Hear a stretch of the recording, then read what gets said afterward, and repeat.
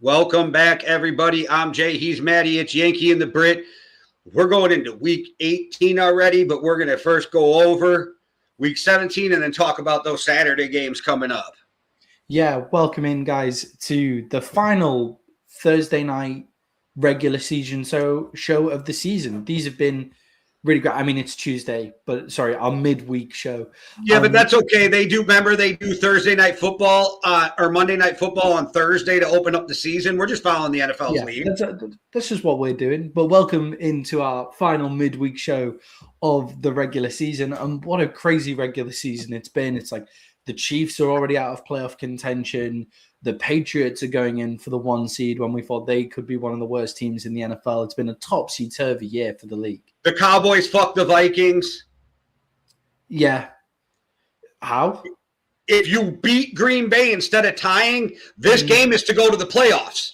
But no, you motherfuckers couldn't pull off that fucking win and help a brother out just one time. Crazy for the Vikings with all the stuff that's been said about them, for the Vikings to still be could have been in contention for the playoffs and that kind of stuff as well, just with what the media has been saying about the Vikings. But it's crazy. And we have one more week to go where there are still games on the line. There's still deciding the Steelers. There's still deciding the Ravens, whether they're in the playoffs and they're playing up against each other. There's deciding who's going to be the number 1 seed, which looks like it will go down on Saturday night. And we're going to preview that game against the Seattle Seahawks and the San Francisco 49ers. There's still deciding on the champions of the NFC South, the Tampa Bay Buccaneers or the Carolina Panthers, which is on Saturday as well. So wait till the end of the show to hear us preview those Saturday games and come up with our best bets. But first, let's look back at week 17 in the NFL. And we'll break down how Tampa can win this game and still miss the playoffs. Really? If Atlanta wins, it becomes a 3-way tie, and because of the tiebreakers, the Carolina goes into the playoffs. Oh, Jesus, right, okay, and we'll get to that as well once we get there. God, I didn't even know that. I thought it was nice and simple, but No, never. And it should have been simple for the Tampa Bay Buccaneers, but we will get to that as well as our best bets. Jay, our best bets have been looking good. The best bets have been going well. We are well above 500 now, going into the final best bets of the season. So follow us along for that as well. But first, Jay, we're going to start off the show with the Diggs brothers. Stefon Diggs is in trouble with the law, facing felony charges. Trevon Diggs has just been released by the Dallas Cowboys. Let's start with the older brother, Stefon Diggs, and his trouble with felony charges. He is facing felony charges for being accused of strangling his private chef. He categorically denies, as a quote to the BBC says, he categorically denies the accusations. He says they're completely unsubstantiated as well. So what we're going to do is we're not going to judge on the court of public opinion. We're not going to say whether he did it or not. That's not for us to say. That's for the courts to find out. It is amazing how in this world we've forgotten that the justice system just needs to work itself out, and then we'll guilty until proven. So we'll find out where that goes. But Jay, what we're going to talk about is how does this affect the New England Patriots going into the playoffs? They're going into the playoffs as the potential 1 seed in the AFC, and they're going in there without their number 1 wide receiver. So I don't know if the NFL handed down a ruling yet, but I think that'll come if they're going to suspend him or not, right? Where does this go? If they suspend him, then it becomes a big issue. If they wait to see how the court plays out, then it's kind of a non-issue because it won't matter until after the season for the Patriots. Like, I don't want to say it don't matter because, it's serious allegations, but it won't matter for the Patriots till after the season unless it's a big distraction. But Stefon Diggs seems to be the kind of guy who thrives in chaos. So I'm not sure that him being in trouble will really hurt his play. Will he end up getting suspended? For me, that's a big question.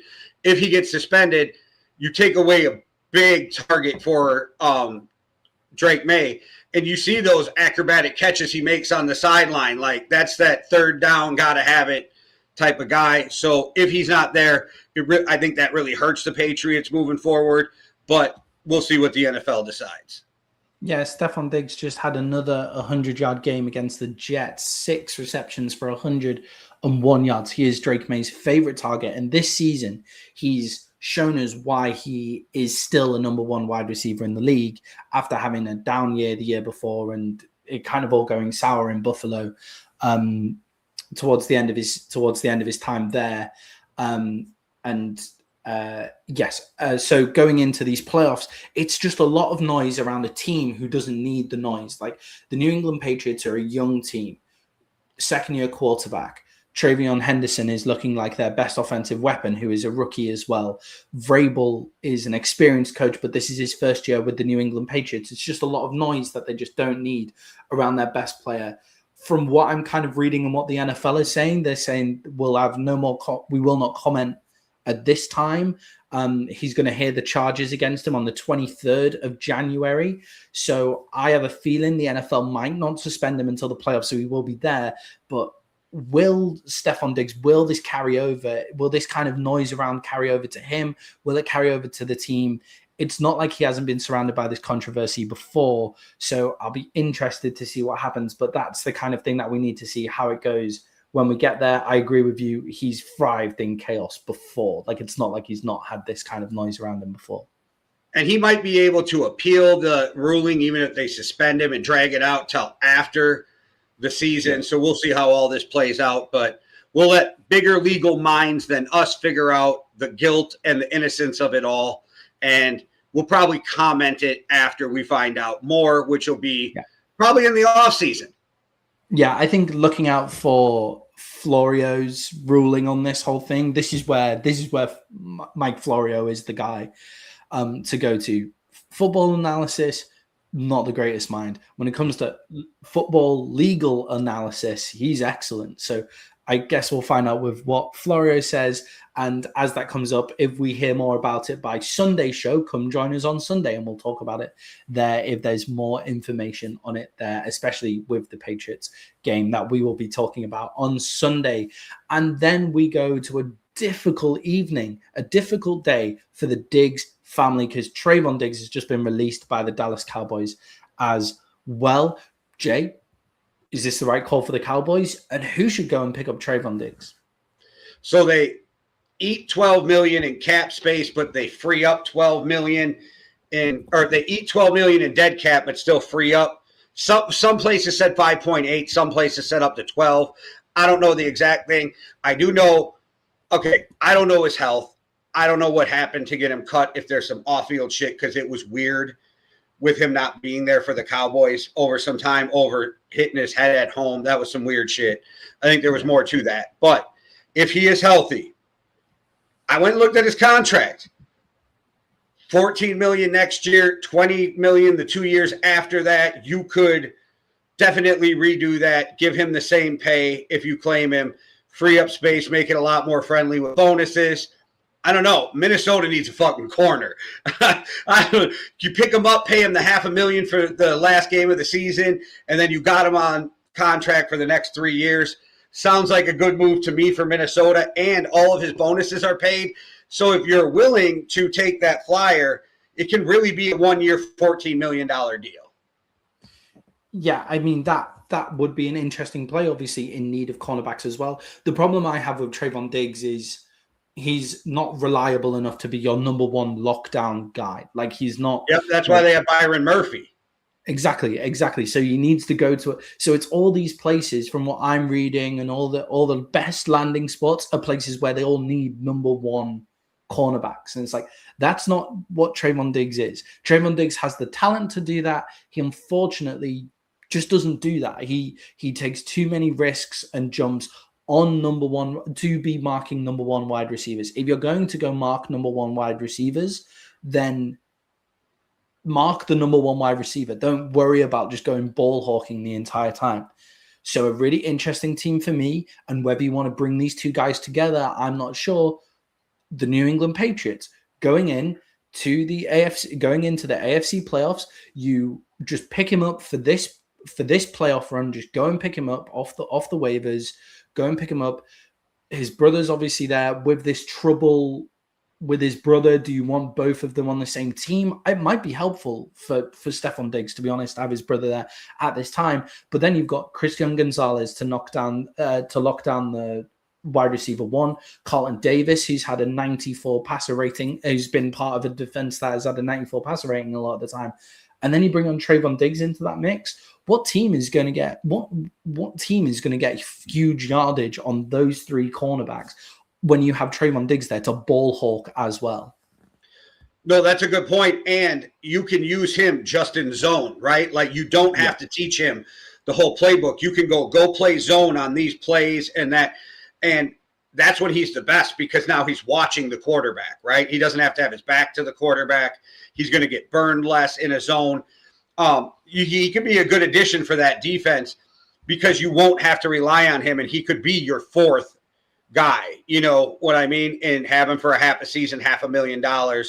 And then you can make a decision after the playoff run if you want to cut him before he's owed that $14 million. Yeah, and also another team, if you want to revive the best of Trevon Diggs, is the Chicago Bears. Al Harris is currently the defensive backs coach in Chicago. Al Harris was the defensive backs coach in Dallas when Trevon Diggs was playing his best football a couple of years ago. Like, if you want to go revive that version of Trevon Diggs, then you could do that. That's another playoff team that could pick up Trevon Diggs. You know, they just give up 42 points against the 49ers. They could do with some defensive help there. The 49ers might be a good team as well. Obviously, they need a bit of defensive help. However, they kind of need someone to lock down a number one wide receiver. But if you're going into the playoffs, like just throwing some money at a guy and seeing what can happen, I think the best long-term for Trevon Diggs is your Minnesota Vikings pick. Cornerback 2, working with the wide receiver one, working with a great cornerback 1 in Byron Murphy, in a defense that is more about getting to the quarterback in the front end and making big plays on the defensive side of the ball. Trevon Diggs really suited that when he was in Dallas. So I think for the long term, the Vikings would be great. I think for the short term, this playoff run, New York Patriots. I've been hearing the Packers since you sent me that. A lot of shit I looked up was saying the Packers. And I was thinking it's not the worst idea because they definitely could use some help on that defense right now. Yeah, it's to the Packers. The Packers are a funny one with the amount of cap space that you want to give to the defensive side of the ball once you've got Michael Parsons. But are you just using it for this year? That's like you said. Just this year, yeah. Then the Green Bay Packers makes a lot of sense as well. And he goes, I have this odd suspicion he's going to clear waivers and then go anywhere he wants. He's already cleared, I think. Well, it's tomorrow. If they cut him today, you don't clear until 4:00 tomorrow. Oh, right. Okay. Well, 3 o'clock my time, 4:00 Eastern. Yeah. Right. Got you. Diggs is now subject to waivers. Sorry. I think with Trevon Diggs, I do think teams won't claim him off waivers. I think they'll try and get him in a much nicer contract than what he's got, because he's got knee issues, the head injury issues as well. Hasn't played much at all this season. I think teams might just sit on that and then kind of pick him up with as little as they can later. And I know Vikings fans are probably like, they can't. They'll be over the cap next year. No, listen. In 2027, they have like 90-some million already free. It'd be very easy because they're going to do it anyway. And that's why they set it up this way, to move contracts around. And because it's already pre-negotiated in the contract, as long as they don't change the pay, they can change the structure anytime they want, right? So they're just going to move that money to 2027 because they're not going to need 90 million moving into 2027. So it'll be easy to free up space. And Jerry Jones has proved teams can free up space if they need it. Yeah. And with, it's the perfect time to do it for the Vikings with a rookie quarterback. Like when you've got your quarterback on a rookie deal, that's when you go do it, especially with him being a first round quarterback. So that you've got 5 years with rookie deals stuff. And if we're just talking 1 year deal, San Francisco ain't a bad landing either. Yeah, I think for 1 year deal, San Francisco, New England Patriots, Chicago Bears make the most sense to me. Sorry, go Andre. I said the Philadelphia Eagles. Jesus. Yep.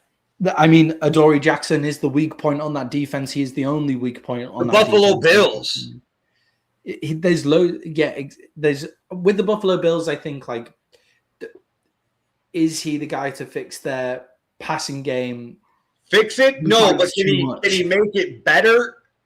Yes, exactly. For that 1 inch, like for me, Trevon Diggs, just go get him. Like, just if you have any sort of problem at cornerback, I think the Philadelphia Eagles. Now that you've said it, I'm like, oh fuck yeah, it's gonna be Philly. I think it's Philly, Bears, New England Patriots. They're the top 3 best fits going into the playoffs for me. But I think he makes any team better just by having him on the roster because his skill set is just one that's really like his skill set is so different to a lot of cornerbacks in the league just with his ball handling abilities. He offers something different. It's not about can he lock down wide receiver 1, it's can he go get the ball for you, like in that big play moment, can he go and get the ball? So I'm quite sad to see the Cowboys let him go. It makes sense in a cap sense. It makes sense with how the defense is now structured and the fact that we're going to go young at the cornerback position with it looks like we're going to go young at the cornerback and then in the secondary and try and rebuild it through the draft. And Trevon Diggs hasn't really played much this season for us. So I think it does make sense. I am sad to see him go because if you think 2 years ago, Micah Parsons and Trevon Diggs were 2 of the hottest commodities in the NFL, and now neither of them are on the Dallas Cowboys on the defensive side of the ball. So that is sad to see.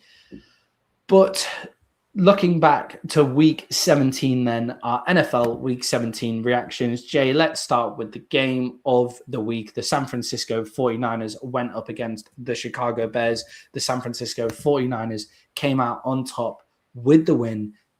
Jay, in that fourth quarter, did this game have the feeling of one of those games that the Bears have the ability to come back and win like they have been doing all year? And this is kind of the first time that they haven't got the job done coming back and winning those one-score games. Yeah, and it felt like they ran out of time more than they lost, which to me says bad management of time in that last drive by Ben Johnson. Yeah. But smart guy, first-year head coach. I don't think you'll see these problems moving forward. And I think he's one of those guys who self-evaluates. But I think they could have done some things to leave them a couple more plays at the end of that game. Yeah, I think it looked like towards the end of that game, I was thinking the Bears are just going to do this. Like, this is what they've been doing all season. But it's what we've spoken about with the Bears and the Broncos. It's like, if you're giving yourself that work to do in the fourth quarter, it's not going to come off every single time. And this is a little different to the way the Broncos have been doing it. Like the Bears scored 38 points in this game. It's just that, like, it's just the 49ers mind.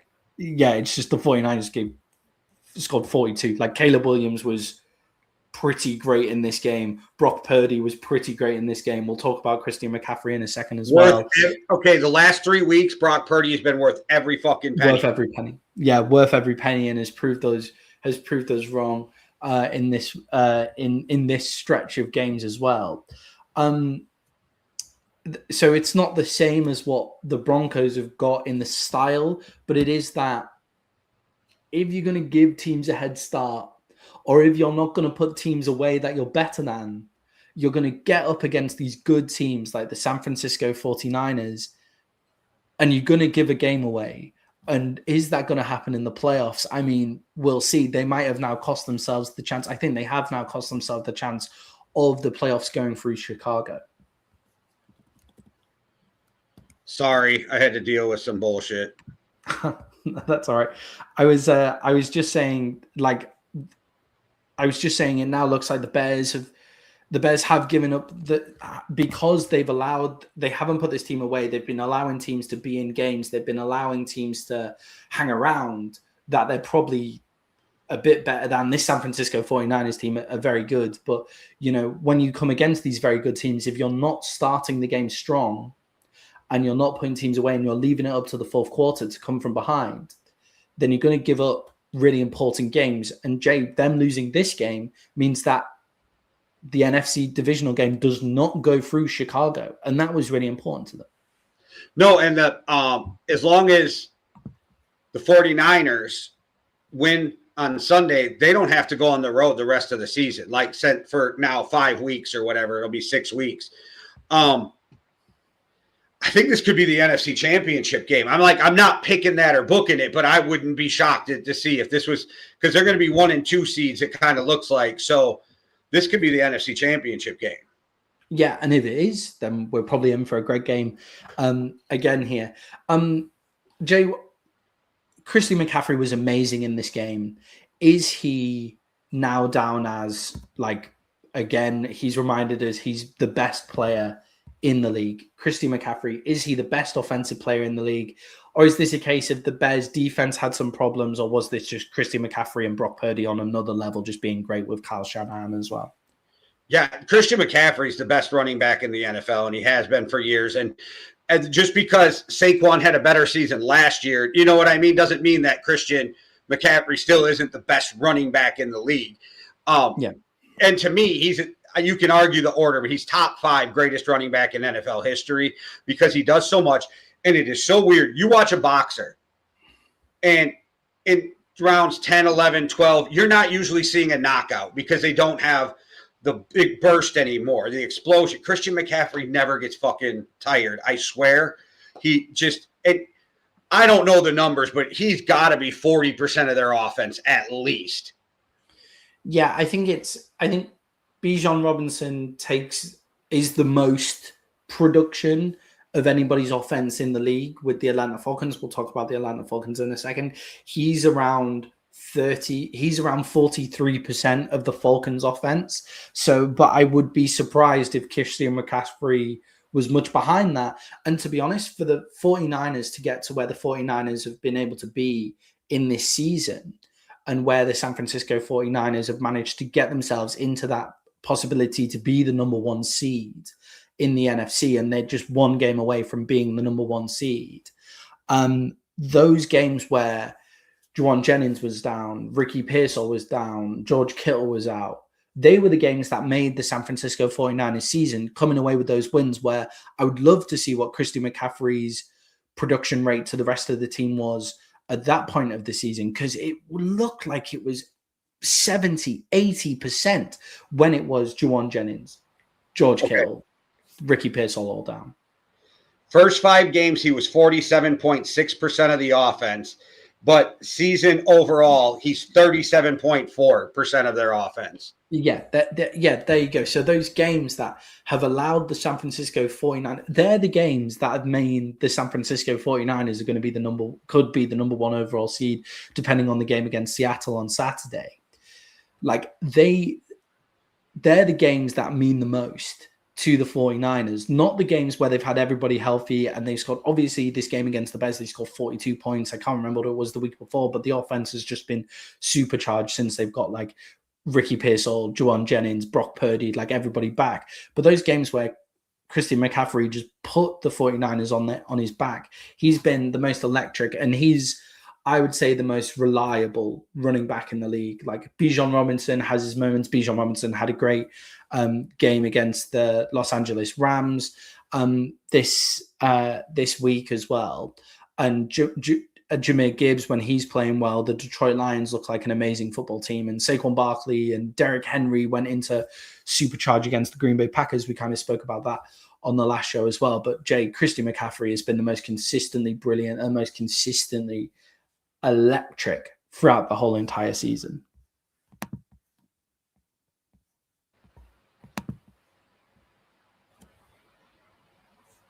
Sorry. All right, my bad. No, that's all right. But with Christian McCaffrey playing that amazing role that he's been playing as well, that also is backed up by these guys coming back: Ricky Pearsall, Juwan Jennings, and Brock Purdy. Jay, if you were, I was thinking about asking this question for JMJ. Let me check that I haven't actually asked this question for JMJ already. No.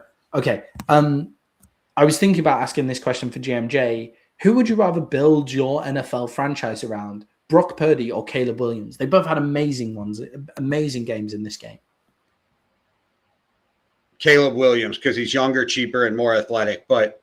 And dude, dude, Caleb Williams threw a 52-yarder and a 47-yarder that were a fucking straight line.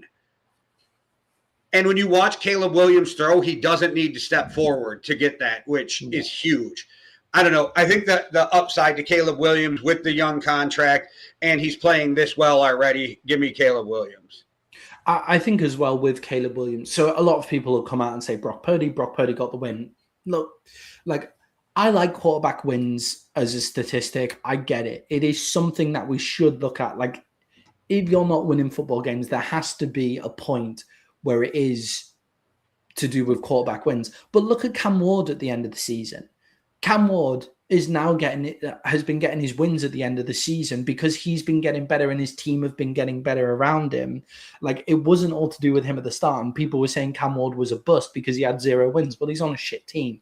Look, the improvement from Caleb Williams from last year to this year is astounding. The improvement on those plays of not getting sacked. He's had the biggest jump in the NFL from Scrag, which is like sack to completion percentage. Like it's basically like sack to completion percentage ratio. He's moved up from like the 34th worst in the NFL to the 4th best in the NFL because he's learned to run away from the pressure. He sees those things. He doesn't have to make the big play with his legs every single time when it breaks down. He's learned to throw the ball away. Like that progression is just so great. And, you know, the accuracy, the completion percentage is the final point for Caleb Williams. But I don't think Caleb Williams actually has an accuracy problem. It's just he goes for the big play a lot of the fucking time, and that's why his completion percentage is down. Once he starts just reading and taking those layups even more often and with even more success going from first year to second year, from second year to third year, his completion percentage will go through the roof because he makes huge plays with great accuracy all of the time and puts the ball where it needs to be. I don't think there's a wrong answer, though, because in the last 3 games, Brock Purdy's completion percentage is a little over 87%. Yeah, and important to say with both these guys that Brock Purdy has also been an absolute joke since he's come back. Brock Purdy took a fucking huge step and is now on the verge of being one of those guys. Yeah, exactly. Like it's interesting to see. It's, to be honest, at the start of the season, I didn't know whether I would be asking the question like Brock Purdy or Caleb Williams, because halfway through this season, Jay, we were asking Brock Purdy or Mac Jones. That's the question that we were talking about like a lot throughout the entire season. And he's proved that it is Brock Purdy because once you have those weapons in there, he can connect with those guys. And it makes me think that foot was a bigger problem than people were leading on. Yeah, it must have been. Like it must have been. Like he must have been seriously injured, or like knocking off the rust, and those kind of things are important. And it's important to mention in this game he did without George Kittle as well. Yeah, that was an amazing game by both quarterbacks. And the 49ers have beat up on some teams that have really good defenses. So that game was really exciting to watch. That was one of the better games of the weekend, of maybe even of the season. That was fucking great.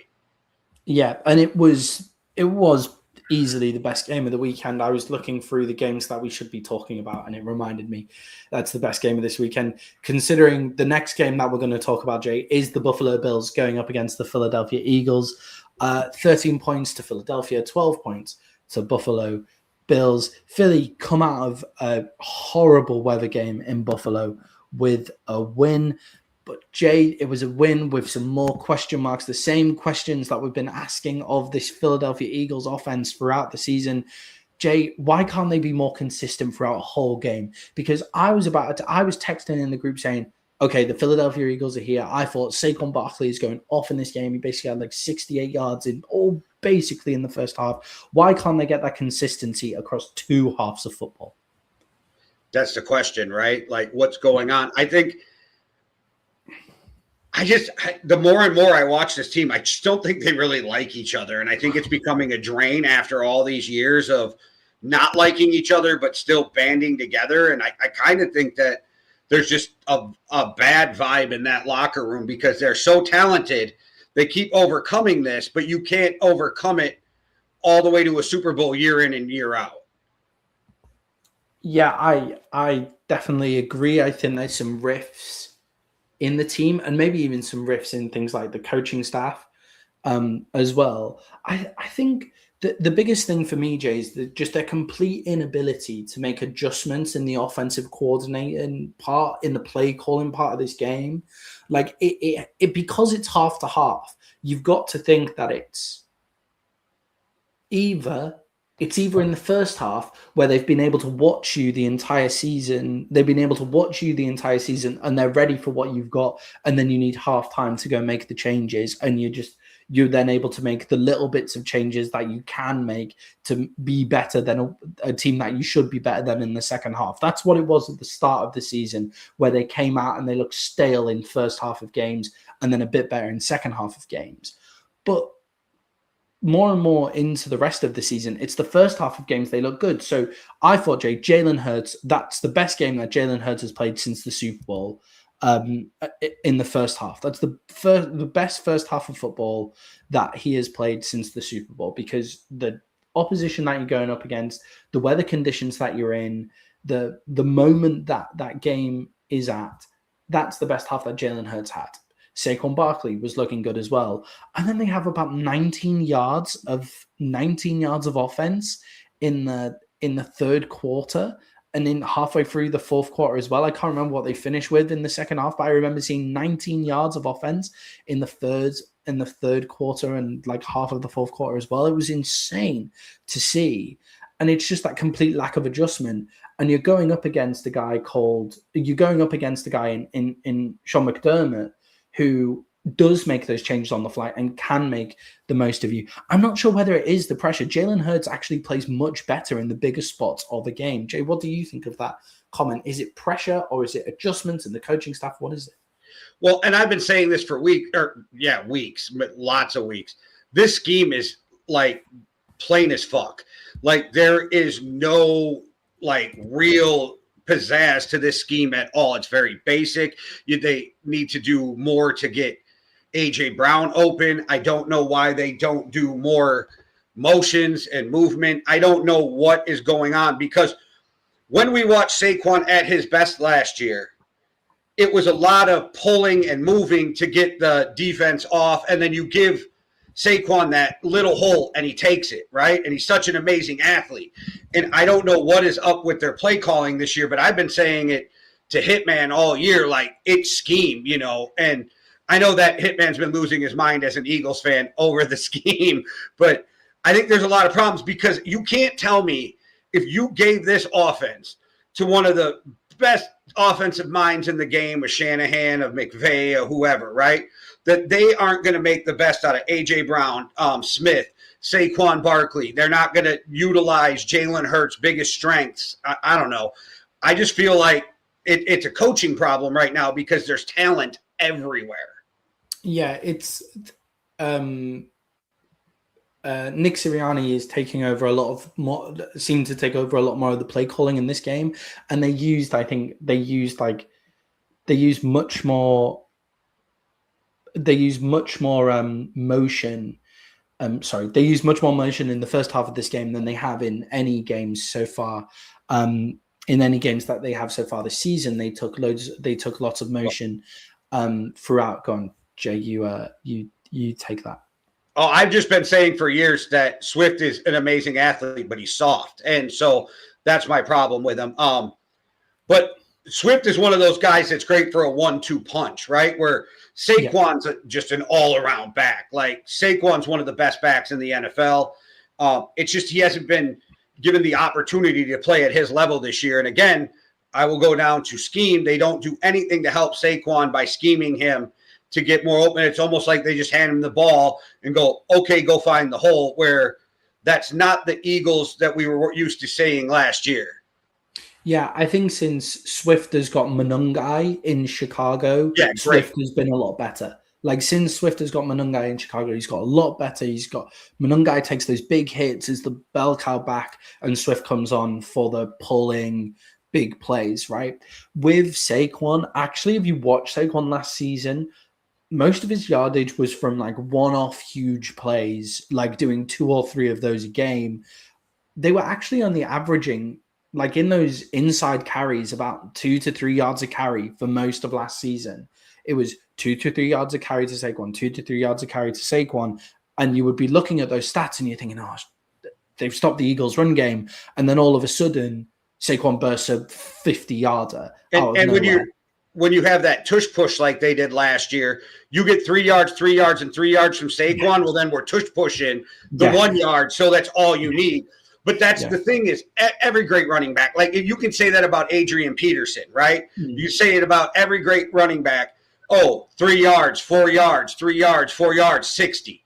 3, you know what I mean? Yeah, and that's the thing. Yeah, exactly. And another trait of a great running back is, and this is Saquon, they always fall forward. They always fall forward. Like Dalvin Cook used to kill me with his lost yardage plays, even though he had the big playability. It's like you don't get that with Saquon. He's always falling forward. So even a bad play is 1 or 2 yards.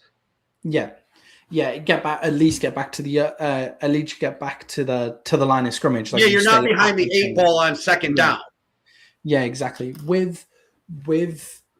But with the Eagles and down to why they can't get that consistency, I mean, it is to do with like so much of their consistency was based on Saquon Barkley last year, but also it is just they had more motion than they've had all season. Nick Sirianni came in and is put in a lot of motion, and then they just once like great defensive coaches like Sean McDermott, like motion having to do the same motions all the time isn't quite enough to fool them. Like it's enough because you surprise them because they use the least motion in the NFL to go into using some of the most motion in one half.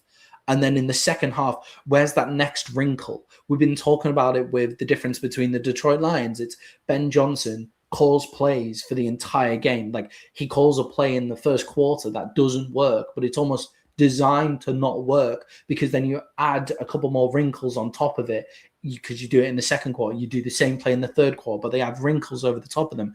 The Eagles don't have that. The Eagles came out and they just went, we're just going to do motions and then run basically the same style of plays. And the motions were enough in the first quarter. And then Sean McDermott, who's a great defensive coordinator, comes and shuts that down, and they had no other wrinkles on top of it. And look, I don't hate slagging off the Eagles. I'm a Dallas Cowboys fan, so I like slagging off the Eagles as much as possible. But it is important to remember that they did win this game, and they won this game by being great in that first half on offense and then being great on defense throughout the entire game. So they can do it. They just need that consistency throughout the whole game. And I think a great example of how they're not scheming Saquon open is the fact that go look at Atlanta with that huge run by Bijan. Now, Bijan does his thing on that run, but they schemed it open by pulling everybody one way and then having him cut back the other. So they have the whole defense moving one way. So and all it takes in the NFL is a half a step. If you can get a defender a half a step off, that's all it takes in the NFL to bust a big play. And it's with that yards, with things like yards per carry stats, it's if you get the big runs, then it really spews them yards per carries out of whack, which is great because that's what you should do.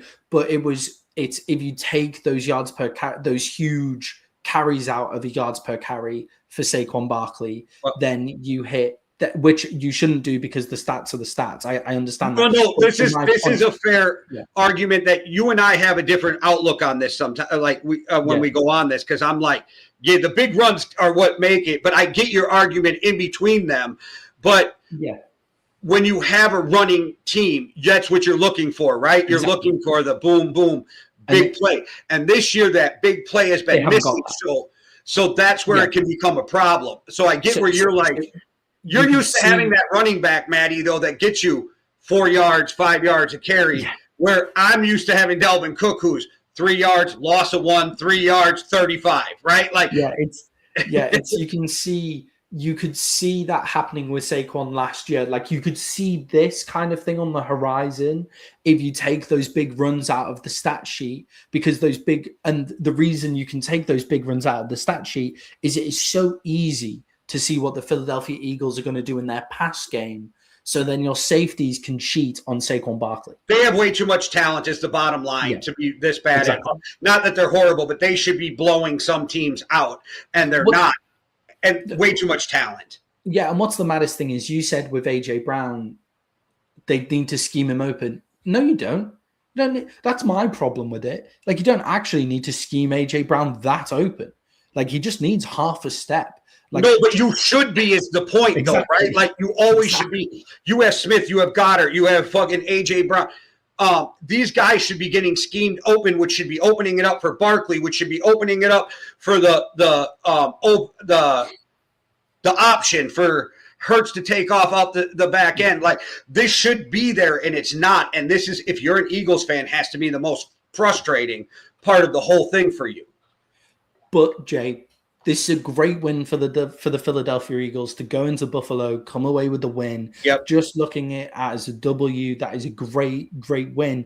And Jay, their defense looked awesome in this game. Their defense looked like it was back to full strength. That defensive line had Josh Allen running around, and making Josh Allen look like that is a huge thing for a defense to be able to do. So if they can fix their offense, if they can get a flow going throughout the game, then that is going to be really important. But Jay, why were the Buffalo Bills not able to get across the line in this second half? Like the Eagles offense was so awful. The Bills had so much of the ball. Why could they not get across the line in the second half? Well, that's because they only have two offensive players really on their team. Also, Josh Allen did everything he could to win that game for him at the end. There were some balls that should have been caught in that last drive. But I still have a problem with the 2-point conversion. I said this in the group chat. When you're at home, you go for the tie and win it in overtime. When you're on the road, you go for 2 in the win. I don't know what the fuck they were doing. Why would you put it on the line for a 2-point conversion? Just go to overtime and win this game. Yeah, and I think I don't mind just going out and getting the win, especially when you have one of the You're relying everything you did for 60 minutes on one fucking play.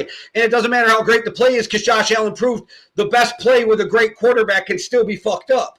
Exactly. And I understand it with Josh Allen, right? Best red zone quarterback, whatever. But the Philadelphia Eagles could not move the ball for shit. So even if you lose the coin toss or the coin toss doesn't go the way you want it, the Eagles couldn't move. All you would have had to do is score a field goal at some point in overtime, to go and win. And that's all they would have had to do. And in those conditions, field goals weren't easy. But the Eagles weren't moving the ball at all. They couldn't move the ball. So just grab the tie. You're dominating this Philadelphia Eagles team at that point. By the fourth quarter, they were absolutely dominating the Eagles here.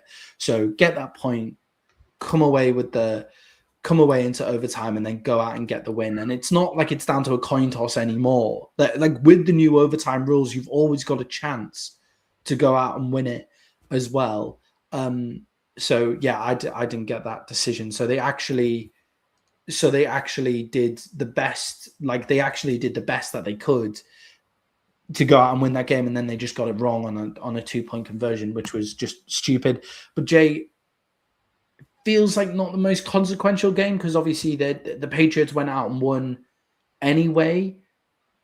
But Jay, are the Buffalo Bills out of Super Bowl contention without playing in Buffalo in the playoffs? The only reason I say no, they have at least one game, and now they've got none.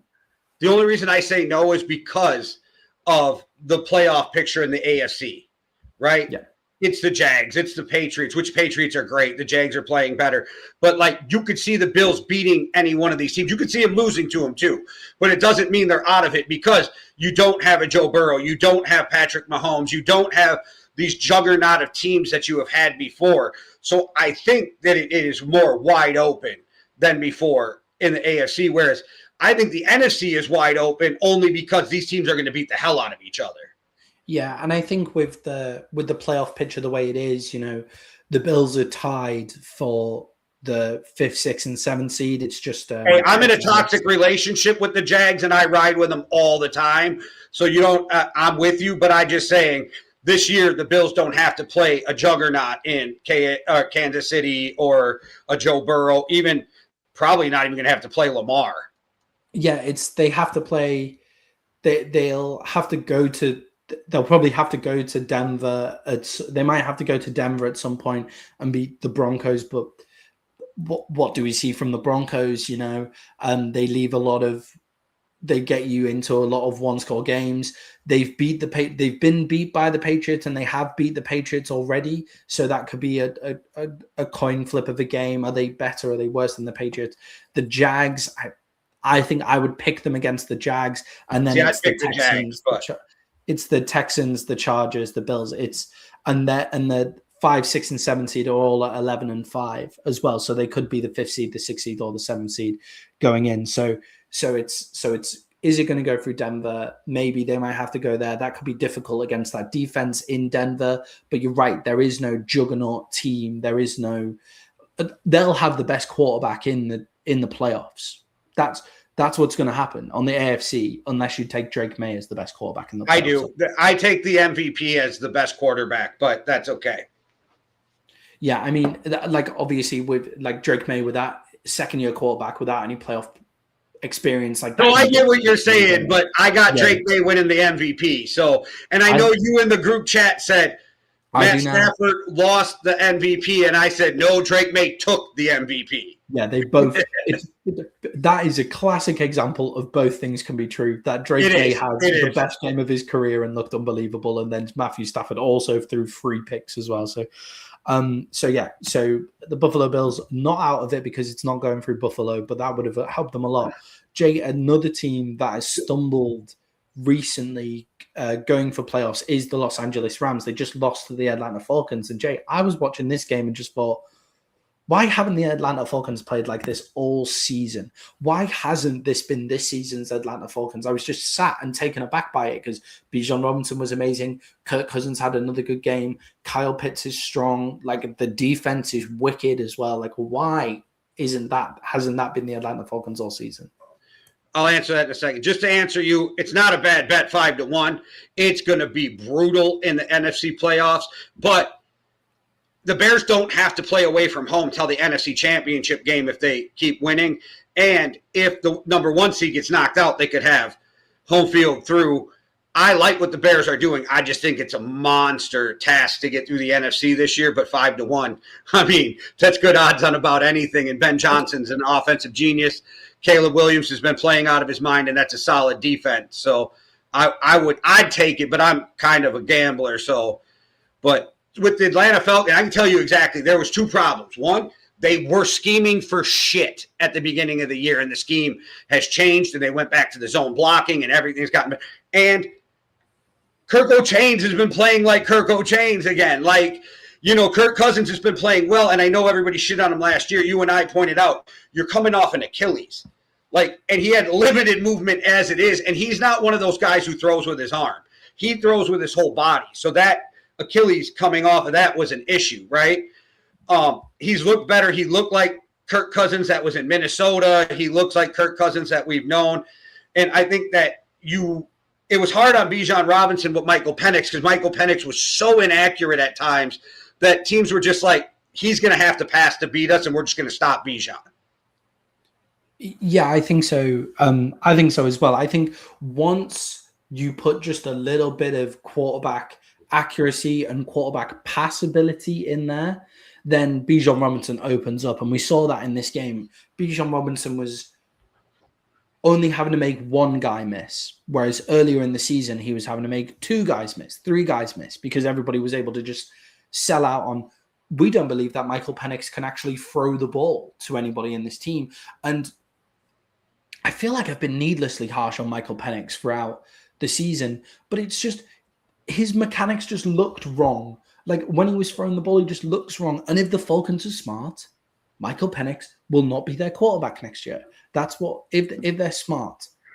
But they're not. They can't do that because they've invested too much draft capital. He's a young quarterback, all of that kind of stuff. So Michael Penix will be starting for the Atlanta Falcons next year, and we'll go back to seeing what we've seen already, where Michael Penix does have much more upside ability to Kirk Cousins. But when you've got Bijan Robinson in the backfield and you've got a defense that play really solid football, you don't really need that upside ability from your quarterback as much. You can just deal in a guy actually just throwing to these massive body targets that you've got in Kyle Pitts and Drake London to make third down conversions, and then just give the ball to Bijan Robinson the rest of the time. Like that's all the Atlanta Falcons needed going through. And I think the biggest improvement in this game, Jay, was their defensive side of the ball.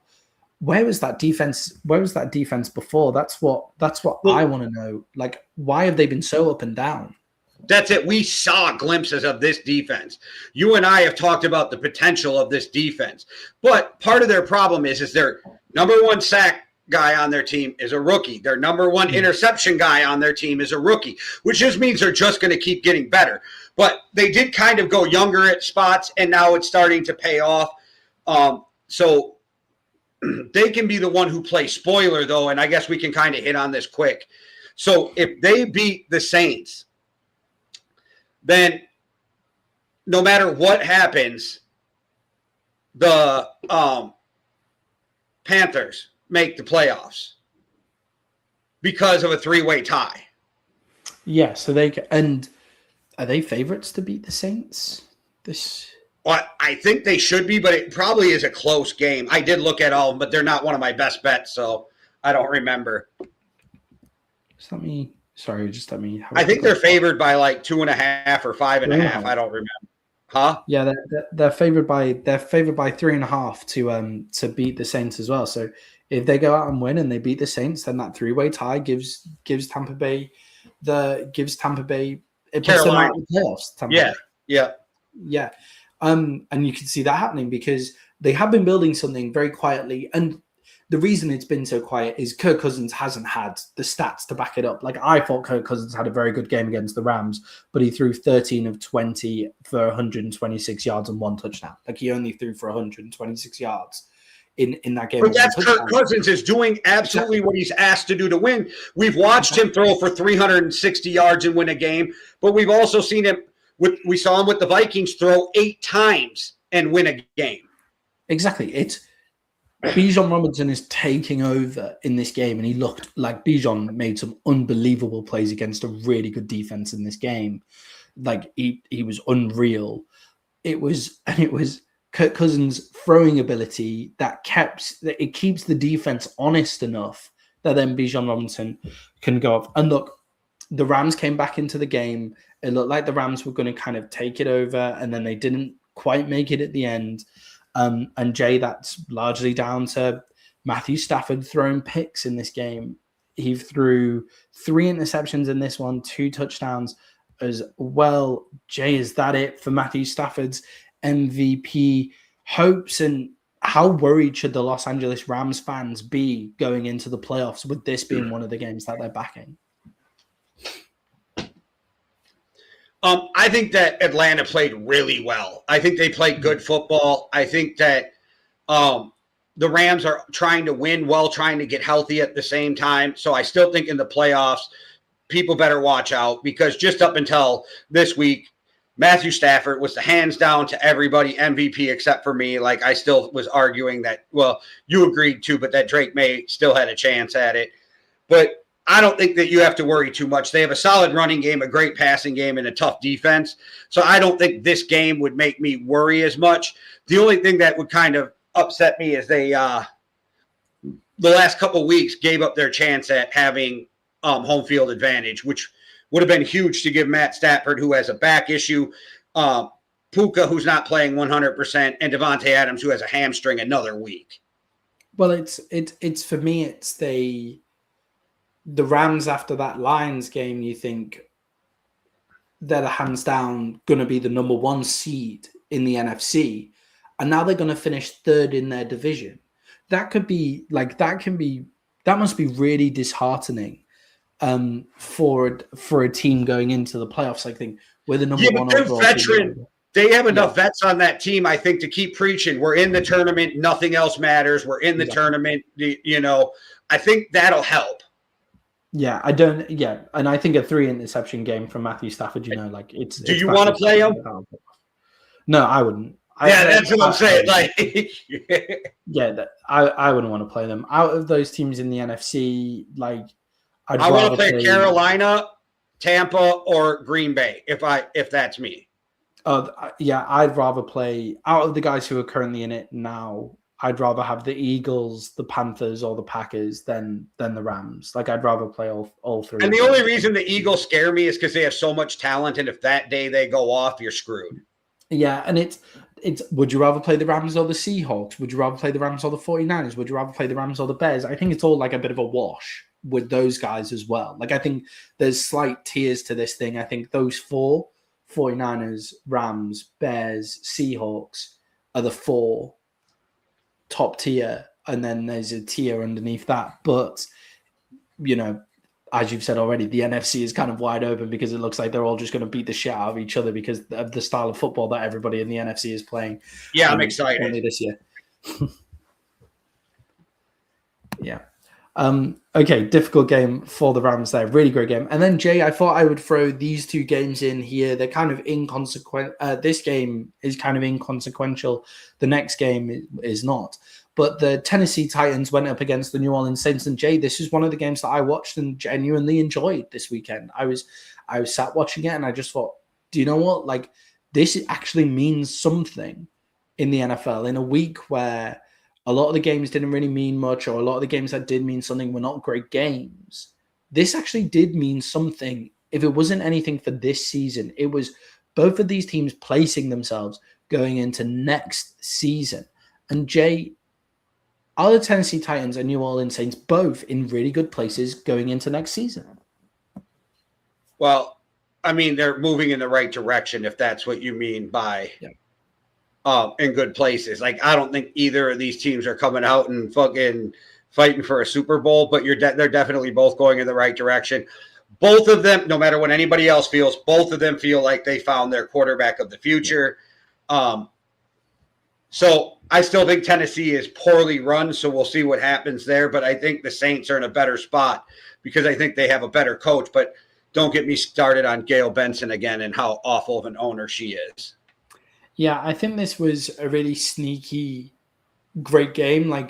The Tennessee Titans, they go out in front early. Cam Ward makes some huge plays. 2 rookie wide receivers in Tennessee as well. DK, who is actually in the Pro Bowl as a returner and has the most all-purpose yards in the league because of return yards as well. Once you add in return yards, because he's got 2 touchdown returns on special teams as well. So he's actually got loads of all-purpose yards in the league. So you have DK, and then you have A Minor as well, who is actually a really nice route runner as well. So the 2 rookie wide receivers, rookie quarterback, connecting nicely. The offensive line isn't as bad as a team that only has 3 wins in Tennessee as well. When you see a team only has 3 wins and a rookie quarterback, you think, oh shit, this offensive line must be terrible. But Cam Ward has been holding the ball for way too long at the early part of the season just because of that scheme as well. So I think Tennessee have some nice stuff going forward, but I do think a team that could really jump from kind of that worst to first area is the New Orleans Saints. The coaching in the NFC South, the New Orleans Saints might have the best coach. Kellen Moore might be the best coach in the NFC South. When you look at Todd Bowles, oh, damn it. Who the other coaches in the NFC South, but you've got Todd Dave Bowles. Canales. Todd Bowles, Dave Canales. Dave Canales is the one guy that maybe takes him off the top with Kellen Moore there as well. But Kellen Moore is running a really good organization there. Kellen Moore looks great. Tyler Shook, I wasn't a big fan, but he's put away those awful plays that he was making in college. He had just some disgustingly horrible plays in college, and he's got rid of those. They're not there to be seen either. They've got Chris Olave. They managed to keep him through the trade deadline, and it looks like he's staying, and he looks good as long as he's injury fit. They've Estime at running back is a huge pickup for them as well. Has looked really great since Devin Neal as well looked really great, but he went down and Alvin Kamara went down, and Estime is still running the ball really solidly. So I think the Saints are in a really nice place to jump, in a place where the Tampa Bay Buccaneers are in flux and the Carolina Panthers, we never really know where they are as well. So give me, I really like the New Orleans Saints going up. Jay, any ideas who you think might be the Tennessee Titans head coach going into next year?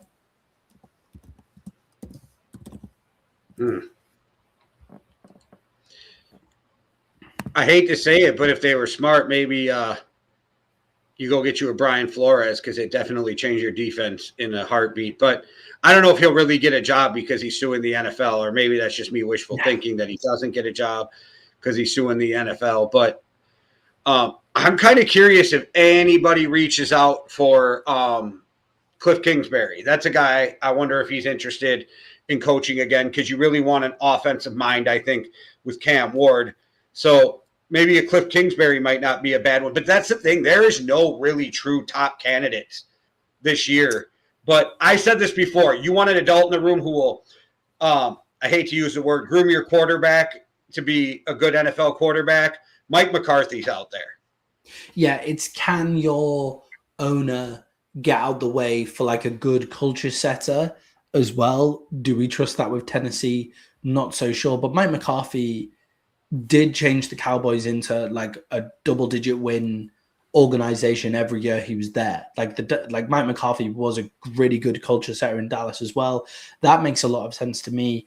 Mike McCarthy coming out of there, you could see the fallout of a John Harbaugh. You could see the fallout of a Mike Tomlin. Like, I don't know whether we will go there because of the lack of kind of coaching talent that's on the market at the minute. But if one of those guys go there, then does the owner have big enough balls to give the money and get out the way of the team as well? I'm actually, after watching that game, I'm relatively excited for the Tennessee Titans and the New Orleans Saints going forward. The rookie quarterback has been, those two rookie quarterbacks have been really, really good.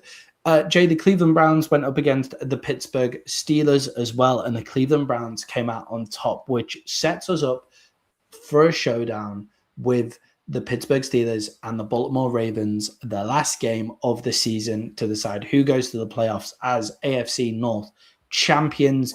Jay, I was watching this game and I really thought, was Aaron Rodgers hyper-focused on making sure he wasn't the quarterback that got sacked for Myles Garrett's record? It looked like he was making purposely bad plays to just be nowhere near Myles Garrett, which isn't necessarily not wanting to Myles Garrett to break the record, and it's sensible to stay away from Myles Garrett, but he just wasn't even trying to make plays that when if Myles Garrett got anywhere near to sacking it. No, they made it perfectly clear that that was something that they had spoke about, is not letting Myles Garrett get that sack record on them.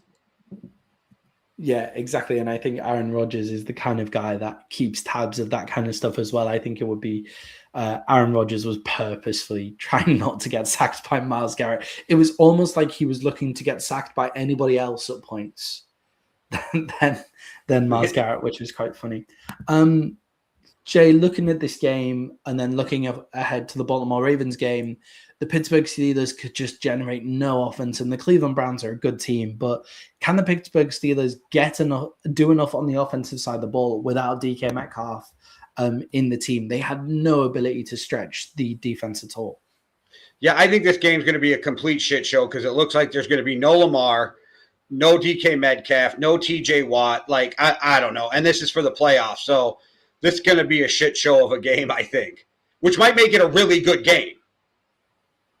Yeah, and I mean that, the Baltimore Ravens coming off their win with the Green Bay Packers, but the Steelers' offense just looked completely void of any ability to stretch without DK Metcalf, and they weren't really stretching often enough when DK Metcalf was there. So without him, what are they doing? If Calvin Austin can play, that is a game changer because he's quick.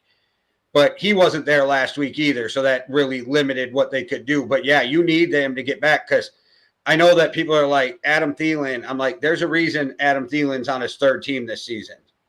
Yeah, and I mean, Adam Thielen's great as a nice route runner, possession, basically tight end now. Like, he looks like Jason Witten at the end of Jason Witten's career. That's rough, bro. That is really rough. Well, Jason Witten looked like he was in slow motion. Like that's rough. But, very efficient. He was still super efficient by that time, but only if you could take the top off the top off the defense. You can't just have Jason Witten as your number one guy in that team as well. So yeah, Adam Thielen not doing it much there. But Jay, I thought the interesting side of the ball here was Shedeur Sanders as well.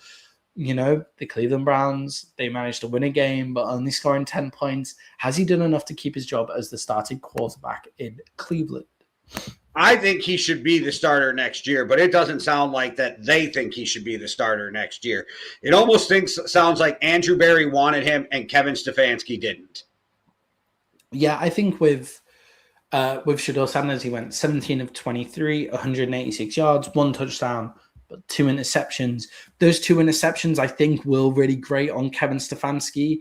I think he goes like, okay, I don't mind playing slow offensive ball if we've got this solid defense. It's just we can't give up the ball. Like, that's something that we can't do. But why not lean into the upside of Shedeur Sanders? Like, I just feel like they just will not lean into that upside, which means Shedeur Sanders is going to throw interceptions. Shedeur Sanders is going to get sacked. You may as well just try and lean into the upside as well. And you've got this stellar defense that can recover from those bad plays that Shedeur Sanders will come up with. And Jay, looking at the draft, looking at the free agency market, why not roll the dice on Shedeur Sanders one more season? And I think nobody's given this kid time to develop at all, right? Yeah. So that's a problem too. But I don't know why, but I think they're going to end up going after Kirk Cousins. So you're going to see Kirk Cousins reunited with Stefanski in Cleveland. I do semi-understand a thought process where the Steelers look really bad, the Ravens look really bad. This next year could be our year to go. The Cincinnati Bengals are just completely dysfunctional.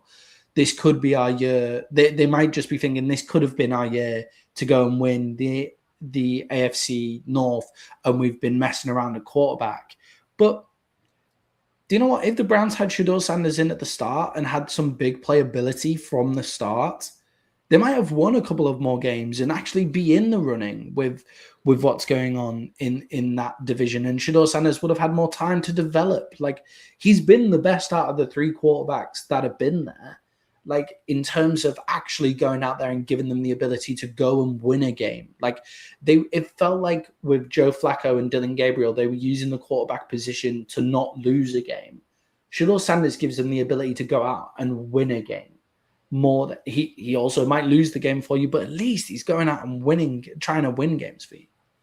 No, I agree, but the whole thing in Cleveland's been a shit show with the quarterback. Yeah, it's Cleveland. Ever since they let go of Baker Mayfield, they've been truly cursed. They were already pretty cursed before that, but since giving up Baker Mayfield, they've been in trouble. Right. Thank you very much, everybody who has watched so far. Make sure to like and subscribe, and most importantly, to keep us going. We're going to take a coffee break, and you can really help us out with that by being the ones to, buy us a coffee.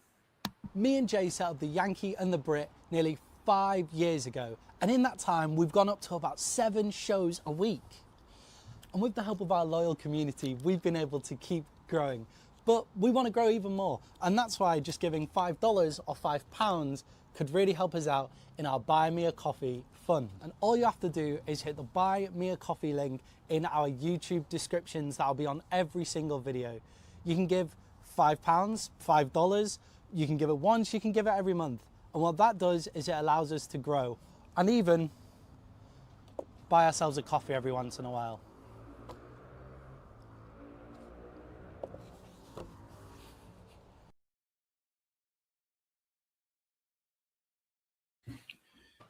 So, guys, if you want to support us by buying us a coffee, you can scan the QR code in the top corner of the screen, or you can go to the link in the description of this video. But, guys, We don't need monetary support. The best thing for us to do is all of our viewers hit that subscribe button. So make sure that you are subscribing to the show. Most data on this kind of stuff shows that the most people that watch videos are not actually subscribed to the people they're watching, and subscribing really, really helps out creators like us to try and grow our platform. We've noticed the subscriber numbers going up and up and up. So we really thank you for your support, and please do make sure that you're hitting the subscribe button. And guys, if you're out there and want to ask us any questions throughout any point of the show, make sure to go in the comment section, as well as questions could be about anything like, why do British people talk so funny? What the hell is mushy peas? Like, all of that kind of stuff is totally fine as well. But if you keep it about football, we could actually help. Well, mushy peas are just mushed up peas with butter, right? So not necessarily with butter. Stock makes the best ones. God, I had some disgusting mushy peas in a pub today, Jay. Like, they were fucking horrific. It was my own fault for having fish and chips in a pub. I was just stupid. You should only ever have fish and chips when you're by the sea. I was in the countryside and had them in a pub. That's funny because bars here are known for the best fish fries. Oh, well, like, pubs are really good as long as the pub is on the sea. I was in the country. I was in probably some of the furthest you could get away from the sea in the UK today, and the mushy peas were just absolutely horrendous. But anyway, moving on to more things football. Thank you very much, guys, for your support. We're now going to go through our MVP and rookie MVP of NFL Week 17. Let's start with our rookie MVPs. Jay, who have you got as your rookie MVP this week? Colston Loveland and Luther Burden the third. I'm putting them together. Both rookies went off in that game combined for 233 yards and 2 touchdowns. 2 rookies for the Bears get my rookie MVP. That is one of the things that is great about the Bears. You know, second-year quarterback, lots of young talent in the wide receiver and tight end room. Was it second-year Rome Odunze, first-year Luther Burden the third, which he's been great all season, and Colston Loveland at tight end keeps on coming up with big plays about them. So really great for the Bears going forward there. Jay, mine, I've gone for the defensive side of the ball on my rookie MVP this week. I've gone for Xavier Watts of the Atlanta Falcons, who got the 2 interceptions, 4 tackles and 1 assist. But Jay, those 2 interceptions in the game against the Los Angeles Rams, they were the 2 game-changing interceptions. Jesse Bates takes a great pick 6 as well, but Xavier Watts' interceptions were both at crucial times in that game. And to get those interceptions as a rookie, give me Xavier Watts on an Atlanta Falcons defense that is looking younger for the first time in years. I like it. He's the leading he has the most interceptions on the Atlanta Falcons, leading them in interceptions, I believe, with 7. Yeah, top play from Xavier Watts this season. And Jay, your full MVP of this week. I mean, it's got to be Brock Purdy. Over the last 3 weeks, Brock Purdy's been lights out. Did everything he needed to do last night to win that game, or did everything he needed to do the other night to win that game. And it was an amazing thing to watch. And I know people were like, oh, Brock Purdy's being cringy with his dance. No, shut up. Let that dude celebrate. Yeah, who cares? 24 of 33 for 303 yards, 3 touchdowns and 1 interception. He was great in that game. Jay, my MVP of this week, I have 2. I have Bijan Robinson, who just looked crazy for the Atlanta Falcons in that game against the Rams. 22 carries, 194 yards. 194 yards, nearly a 200-yard game against one of the best defenses in the league. He looked standout brilliant. But Jay, another guy who looked absolutely incredible, and I would just like to give a congratulations to Mark Duffy, who was the winner of our fantasy league this season, largely thanks to the play of Drake May. 19 of 21, 256 yards, 5 touchdowns. And Jay, he was benched in the 3rd quarter. He was playing so well. So does the Canadian get a shout out for helping him build that team? Yeah, the Canadian always gets a shout out for being the best helpers roster builder in the NFL. All right, just check it. No, shout out, Mark. Congratulations.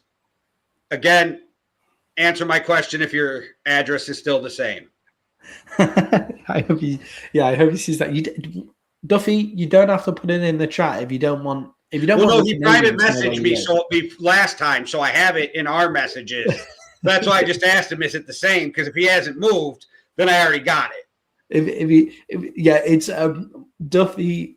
Mark Duffy is the second year that he's won our fantasy football. Guys, if you want to be in our fantasy football league next year, it is great fun. We were on a 14 league team. It is super fun. We talk about it a lot on the show as well, and we often ask people if they want to come join us to chat on like the show and those kind of things as well when they're in our fantasy. So if you're a fan of ours and you want to join our fantasy football league, we might even be able to set up a second league, or you can join our current 14 team league. There's usually some guys that drop out and some teams that need taking over as well. So feel free to come join us. But congratulations to Mark Duffy. Congratulations to Drake May on a 5-touchdown game, Jay. He looked absolutely unbelievable. I agree. It was incredible. Yeah. Cool. And then we move on to GMJ. And this week, Jay, I thought we could have a look at our rookie quarterbacks, because last season we did something called a rookie quarterback watch. It didn't seem like it was as needed because there weren't as many rookie quarterbacks in the league this year. But Jay, there's been some great standout performances from rookie quarterbacks this year. Who do you think has been the best rookie quarterback this season? Jackson Dart. He's got a passer rating of 92.7, solid completion rating, can score with his arm or with his legs, perfect for what they're building in New York. He's going to have two great receivers next year with Scatterboo back also behind him. I'm a big fan of what's going on with Jackson Dart. Yeah, he immediately became the juice in New York. He immediately shows up and the New York Giants have an offense with juice. It's a shame they've had so many injuries and, they are starting to kind of play for low draft picks and those kind of things. Sorry, got a cold here as well. But Jackson Maddie was doing blow during the break. I know.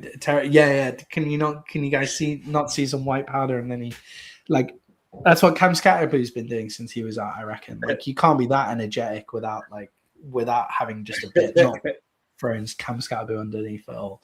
But Jackson Dart, Cam Scatterboo, Malik Neighbors, they're going to be exciting next year. But shout outs to and Tyron Tracy has looked good again, starting to come back after the injury and stuff like that as well. Whoever is going to be the head coach of the New York Giants has a lot of fun to work with.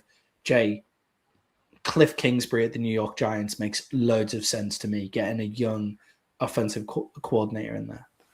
I think it's going to be John Harbaugh or Mike Tomlin that is the head coach in New York.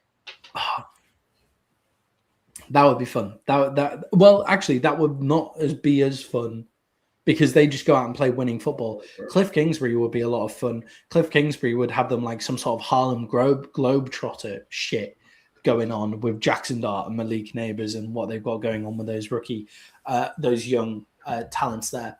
But Jay, I agree with you. Jackson Dart's probably been the best. Cam Ward, Tyler Shook has looked good as well. Shador Sanders obviously in there. Dylan Gabriel as well. They're the rookie quarterbacks that we've had so far this season. Jay, Cam Ward's played on probably the worst team and has looked pretty consistently great as well. Could this be a really good class after people thinking that it was going to be a really down class this year? I think you could end up with 4 guys who start in the NFL out of this class, so that's a good class. It's a great class, right? I think Dylan Gabriel's the only one that I can't see ever becoming a starting quarterback. Yeah, exactly. So that's a great class. And then if you think of the class before, we've had 2 great back-to-back quarterback classes. Actually, I don't think this class has the star power of Caleb Williams, Drake May, JJ McCarthy, Bo Nix. Well, maybe Quinn Ewers can play too. We don't know yet. Yeah. Quinn Ewers as well. Just came away with a win. That's what I'm saying. So we don't know. The jury's still out on Quentin Ewers, right? He could still be a starting quarterback. I think the only one I'm convinced that they're not is Dylan Gabriel. Yeah, I think that's fair. I forgot that Quinn Ewers was, for some reason, I forgot that Quinn Ewers was this class. For some reason, I thought that Quinn Ewers, this was his second year in the NFL, but it's not, is it? It's his No, first year. he was a 7th round rookie this year. Yeah, I keep forgetting that he was a rookie this year. Okay, I agree with you with Drake May. Jay, this leads us to our final piece of Week 17 before we move on to Week 18. We have our NFL Week 17 overreactions. Jay, what are you overreacting to this week?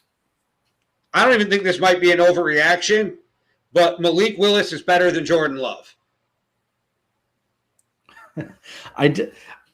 Is that Malik Willis is more talented than Jordan Love, or is that Malik Willis is better in this scheme than Jordan Love? It could be both because he throws great. He's more athletic. He runs better. And I'm just thinking, if you're the Packers, what can you get for Jordan Love? You're going to get a first plus, right? Maybe even 2 because he's a quarterback. And then you get to keep Malik Willis, get these 2 first-round draft picks, get some of back what you did for Micah Parsons, build forward.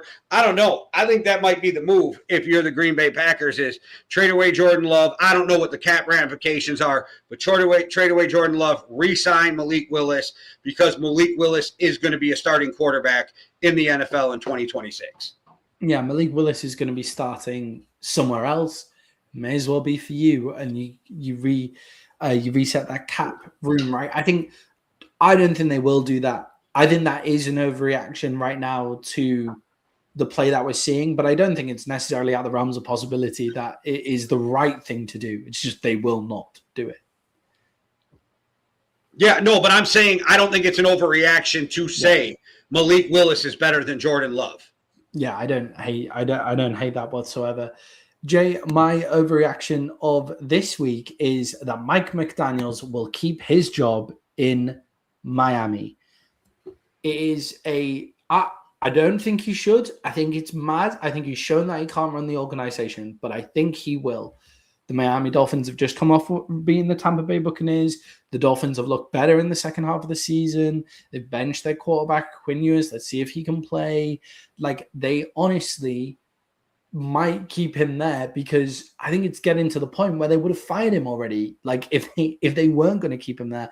And it is a low talent coaching cycle coming out in this coaching cycle as well. They might keep Mike McDaniels. That's why next Monday is called Black Monday, because a bunch of coaches get fired. So if they keep Mike McDaniel, then they just prove that they're an inept organization that doesn't know what they're doing and they just want to be shitty. Yeah, I massively agree with you that it would be completely inept. I just think the Dolphins are going to do it. Like I said this when they didn't fire him at the time of firing the GM and when he was really, really, really on the hot seat, like in that midpoint of the season, where what are the Dolphins going to do if they look better in the second half of the season? They're immediately coming out and winning games. And Jay, they could actually, it wouldn't be out of the realms of possibility that they finish on a better record than the Tampa Bay Buccaneers this year. Like they could have a better record than the Bucs, like by the end of this year. Yeah, but you got to be grading on where you thought you should have been with this team, right? And that's the problem. Yeah, exactly. Like they should sack him. That's what they definitely should do. Will they? I don't know, because the Miami Dolphins are completely inept and they've started to look better towards the end of the season. So let's see what happens there. But Jay, that is week 17 in the books. It's over. It's done. Let's move on to week 18, where we're going to go over the 2 Saturday night football games. This is our preview for Saturday night with 2 division deciders. The Tampa Bay Buccaneers going up against the Carolina Panthers. The San Francisco 49ers going up against the Seattle Seahawks. Jay, let's start in Tampa. The Tampa Bay Buccaneers are 2.5-point favorites against the Carolina Panthers. Jay, do you trust the Tampa Bay Buccaneers at all in this terrible run of form, coming off a loss against the Dolphins to add to their woes? No, they fell apart. They falling apart at the end of the season. I have zero trust left in this team. They're banged up. They're not playing well right now. And I think that I honestly think they're going to end up getting bounced when they had this division all in their hand for the last half of the season, and they just handed it to the Carolina Panthers. Yeah, 4 losses on the bounce in a span that is the Saints, the Falcons, the Panthers, and the Dolphins. They have lost all 4 of those games. And Jay, in the game against the Miami Dolphins, it felt like it was just such an easy formula to go out and win this game is run the ball, and on the defense, just keep the Dolphins, like they have their rookie quarterback back there, 7th round pick, keep him under wraps by keeping Devon Achane under wraps, and they couldn't do it. They really struggled throughout this game, and they just don't have it. And I agree. I think the wheels have completely fallen off. Jay, I've kind of been looking out for the Philadelphia Eagles fall off this season, and we have seen that Philadelphia Eagles fall off. The 2 years ago Philadelphia Eagles fall off. But we've seen it from the Tampa Bay Buccaneers. The Tampa Bay Buccaneers were put as these guys can go win the NFC. They're playing such great football, and then they've just completely fallen off in the second half of the year. Jay, what is to explain that fall off? They got a bit banged up, but this is a total collapse. Yeah, I think injuries happen, and then they just got that snowball effect of they couldn't bring it back from all of that. Baker was playing injured. Everybody at one point was playing injured. They missed Bucky Irvin for how much of the season? And I just think that also some of them guys on those teams are old, and I think a lot of this is finally catching up to them. Yeah, I think if you watch the Bucs early in the season as well, there was a lot of wins where it was Baker just doing magical things. Like there were a lot of wins where it was Baker escaping the pocket and making these ridiculous throws. Like on PFF, his turnover-worthy play rate was really high compared to the amount of turnovers that they had.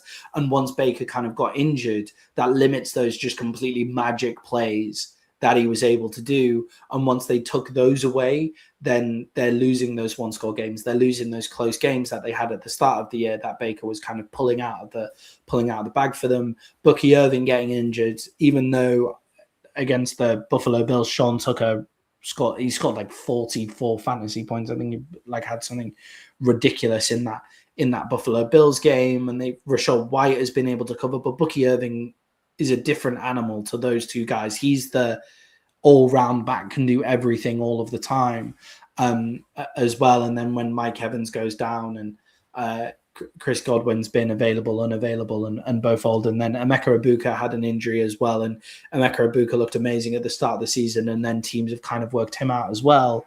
I think he got injured. He got injured. Yeah. I think there's big reasons for fall off on the offensive side of the ball. And then the defensive side of the ball was always, getting old and always a bit rocky as well. Jay, with this game though, I don't trust the Tampa Bay Buccaneers at all, but Jay, where can the Carolina Panthers get any reliability? The Carolina Panthers are a really difficult team to trust as well. Where can their reliability come from? Their defense, because it's done nothing but get better through the whole season. And then Rico Dowdle. Just ride him. Just give him the ball and then come off of play action. I'm not saying he's going to run for 150 yards, but I'm just saying you've been doing this all year. Tampa, do not change. Carolina, do not change what you're doing now.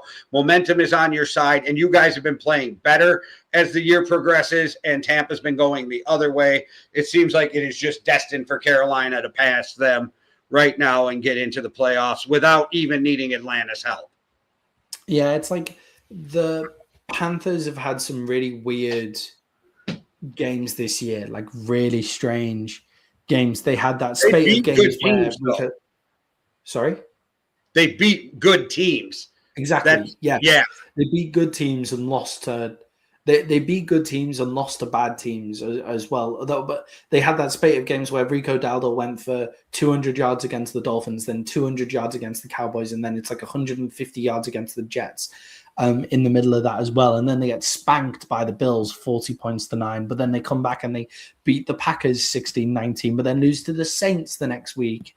It's been a crazy up and down season. They then they beat the Falcons, lose to the 49ers, then beat the Rams out of nowhere. But then the next week they lose to the Saints, and then they beat the Bucs. And it's just, where are this Carolina Panthers team? They're just completely up and down.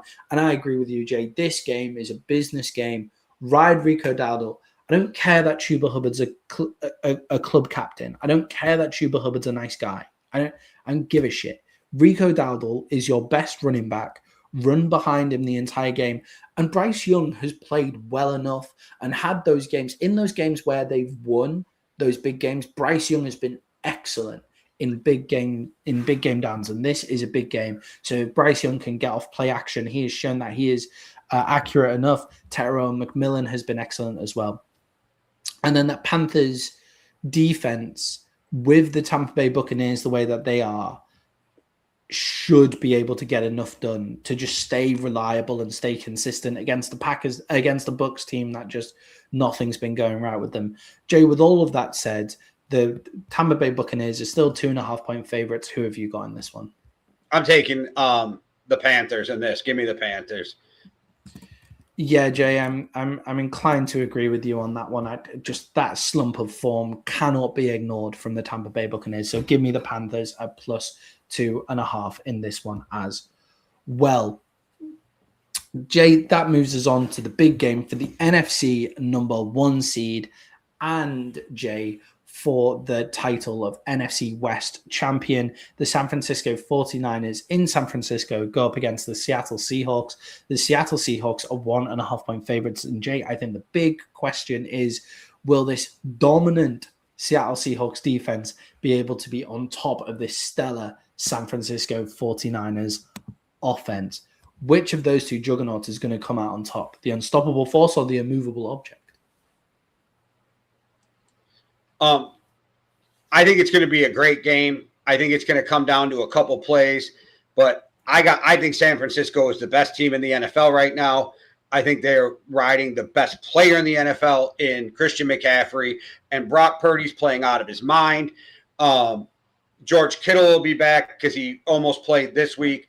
I really like what's going on in San Francisco, and I'm just a firm believer when it comes to these big pressure situations, Sam Darnold turns back into a pumpkin and does some Sam Darnold shit. So I'm riding the 49ers. But if Sam Darnold plays a great game, then the Seahawks can absolutely win this game. This isn't some blowout or anything like that. But I think the San Francisco 49ers are the best team in the NFL with one of the best coaches in the NFL.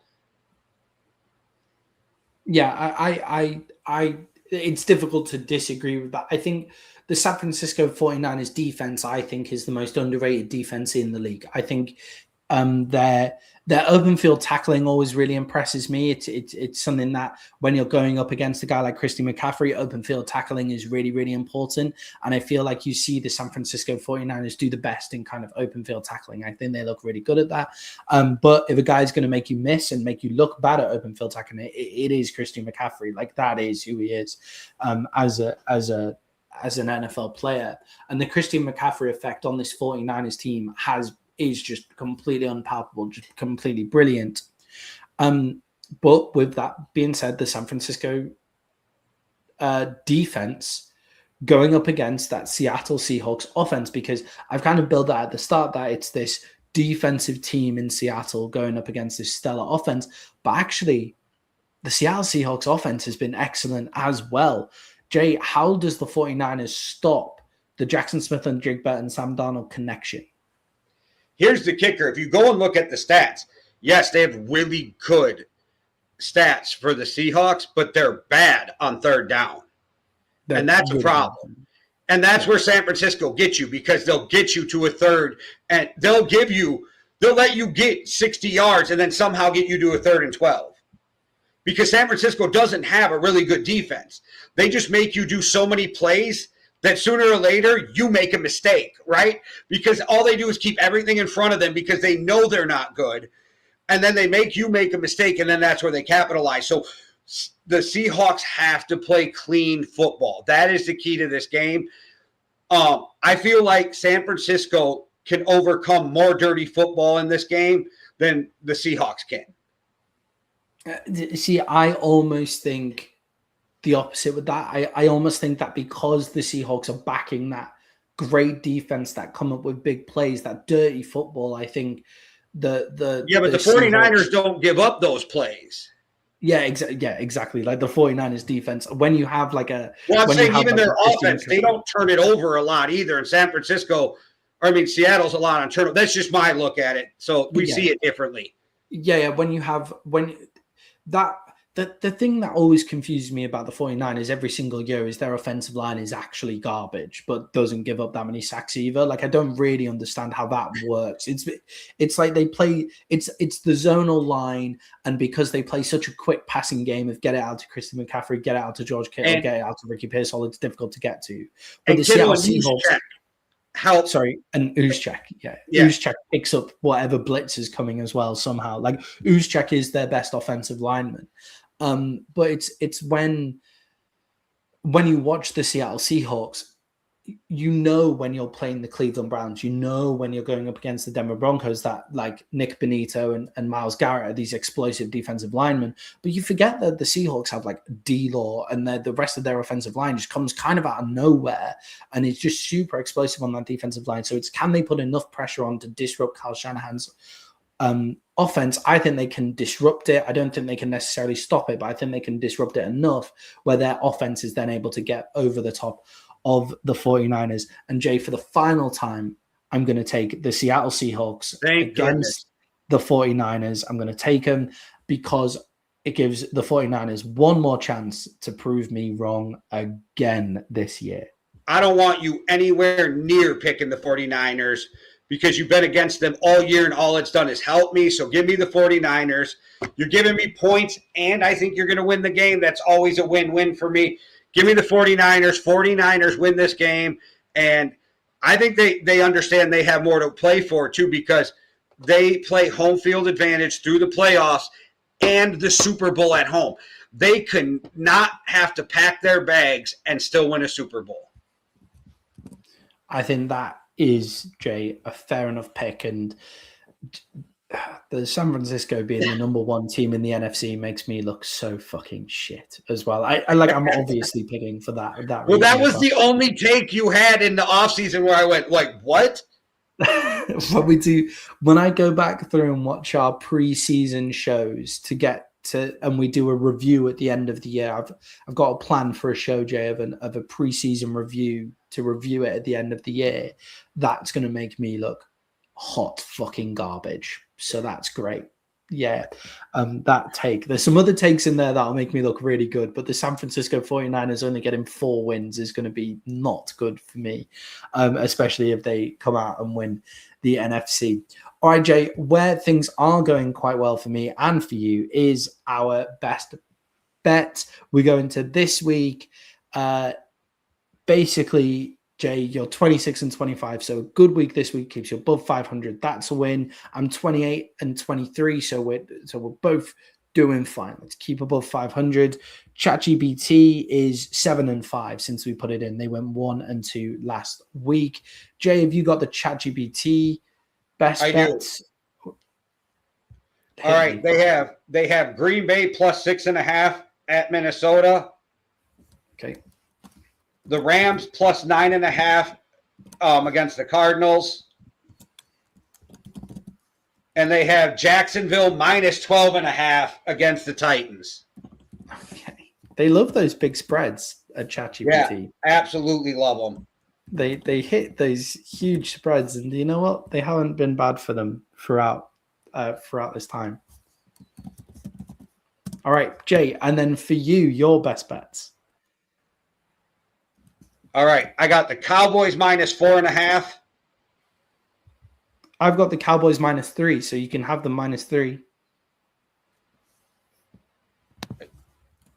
All right, and then I got the Bears minus 2.5. Yeah, like that. Bears minus 2.5. KC minus 5.5. Yeah. Jay, talk us through the Chiefs one, because I was thinking on that and couldn't really decide where to go. Why do you think the Chiefs minus 5.5? I think they go out and get Travis Kelce a win for his last game. Yeah. And I think it's Travis Kelce's last game. I really do. Why do you come back next year when you really don't have a shot after Patrick Mahomes' injury? I really believe if he'd have won the Super Bowl and three-peated, he'd have walked off then. I think Travis Kelce's about to marry Taylor Swift. So I think the team knows it's his last game, and they're going to rally around him, and then he'll announce it after the game or at the because I don't think Travis Kelce wants the huge deal made about it on his last game. So I think he'll announce it after the game. I think it's his last game. Yeah, I think it's his last game. I think it's his last game for the Chiefs. I think it's also really important to realize that the Raiders are looking to lose games. The Raiders just lost a game by 24 points to the Giants, and I think the last time they made Max Crosby mad. Yeah, well, Max Crosby could be out of there next year. Let's chat about that. Let's just quickly chat about what happened with the Max Crosby saga in that Raiders game, just in case people missed it, and the fact that Max Crosby will also not be playing in this game as well. But Max he's been playing injured, so I get it. But Max Crosby was put on IR for an injury, for a knee injury, and then while the Raiders were playing, put up a video of him playing basketball, bouncing off his injured knee. But see, that's the thing. Everybody at first was like, "Oh, they're going to lose the first overall pick for all this." They literally have X-rays of his knee needing surgery. So they have every right to put him on IR just because he was playing through it. He has every right to be pissed off that they did it. But he's back in the building. He signed a really friendly deal because he could have got more money. I think he really wants to be a Raider. I think he wants to be part of turning it around. I don't think that this is a problem leading into next year, but some people do. Max Crosby told them in this last office season that he did not want to be traded. We'll see if this changes that. But even if they trade him, it's not the worst idea because you're rebuilding anyway. If you keep him, it's not a bad idea because he's the face of your franchise and an amazing player. I don't think the Raiders can lose in this as long as they don't do some stupid trade. Yeah, I think with the Raiders, it's like trade him to Kansas City or trade him for some bullshit. Yeah, like trade him for nothing, right? But it's with Max Crosby, I get the feeling that he wants to be a Raider as well, right? Like I think with Max Crosby, like he wants to be the face of the franchise in Vegas, and I don't think he's like necessarily that big-headed guy, like huge ego, but being the face of a franchise in Vegas, that is pretty fucking sick. Like that is really cool. And he'll make a lot of money. He lives in one of the coolest cities in the US. Like it's the city where you want to move to, Jay, Vegas, right? That's where for the nice. About 45 minutes outside, but yeah, I'm not putting the name of it out there because I don't want people to follow me if I go. Yeah, the house prices let's keep those house prices down without announcing it out here. But the Max Crosby, I think, wants to remain a Raider. I don't think it'll be a problem. And Jay, I thought, to be honest, like pretty fucking funny from Crosby to do that kind of stuff and then walk into the building the next week. Like, yeah, we all get pissed off with our boss. I think he was just letting them know he wasn't happy, but that just because somebody isn't happy doesn't mean they want out either, right? Like, I don't think Justin Jefferson is happy with the way this season played out. But he's made it perfectly clear he does not want out of Minnesota because idiots kept saying, is he now going to want out, to forcing him to come out and respond to this? And, like, have we all done it where, like, the boss pisses you off in the morning meeting on a Monday, so you basically just half-ass all of your work for the rest of the week, and then you snap out of it over the weekend, and you're back fighting fit the next week, and you do your work properly. Like that's what it feels like to me. Like he was a bit pissed off at work for a weekend. Like that's for like a week. That's all he was doing. You can't blame the Raiders though, right? Don't injure it anymore. And they're saying that he actually made it worse since they first found it. So go get it fixed. Don't make it worse. Yeah. And they really want to go out and get Mendoza. So, like, if you're playing Max Crosby and he fucks around and has a 4-sack game, like, that kind of fucks up your chances. Yeah, I don't love how obvious it is that they're tanking the pick, but they're just bad. Like, the Las Vegas Raiders are just not a good football team as well. So, chances are, like, they were going to lose that game anyway. The New York Giants are a better team than them. So I didn't like how obvious it was that they were tanking, but they would probably lose that game with Max Crosby anyway. They just wouldn't lose it by 24. every team who's out of the playoffs sent all of their hurt players to go get surgery. The Vikings did it with like 6 guys, and they just keep winning, right? So, like, the thing is like every team in that position would look like they're tanking, which they are, but would look like it because you're telling every guy who's injured to go get fixed for next year. Yeah, sorry, Jose. We're on our way out. We're about to end the show. We'd be out of here already if it wasn't for the Raiders. But don't worry, we praised your Patriots, and I talked about how Drake May is already the MVP, so I don't want to hear that shit from nobody else. And Max Crosby got our Week 17 MVP, and Drake May got our Week 17 MVP, my Week 17 MVP, as well as winning our fantasy football league for the guy who had Drake May as well. Drake May went out and did that. So yes, the Patriots are back. They are top of the AFC, and they are a real contender to go out and win. They've got the Broncos ahead of them, for the number 1 pick, but we'll see where it comes. Jay, I still think they're better than the Broncos, even though the records don't say it. Okay. Yeah, I agree. Jay, my best bets, just to finish off here. You didn't even give them yet. I'm going to take the Cleveland Browns at +7.5 against the Cincinnati Bengals. The defense for me is just so good, and the Cincinnati Bengals offensive line is so poor that Myles Garrett's going to get the record in that game, and they'll keep it, like, they'll still lose, but they'll keep it within a touchdown loss. I'm taking the Bills at -7 against the Jets. The Jets are just a horrible football team, ready to get out of there. The Bills are going to be coming back and playing angry after that game against the Eagles. And Jay, I'm going to take my Dallas Cowboys as well against the New York Giants. I think the New York Giants are not a good all-round football team because all of their players are completely injured. And I think the Dallas Cowboys want to go out on a high note. And the New York Giants, to be honest, could do with losing the game. I think it would be smart for them to get close but lose this game. And the Dallas Cowboys' overpowered offense is going to get in a 2.5 range. So that is my best bets for this week.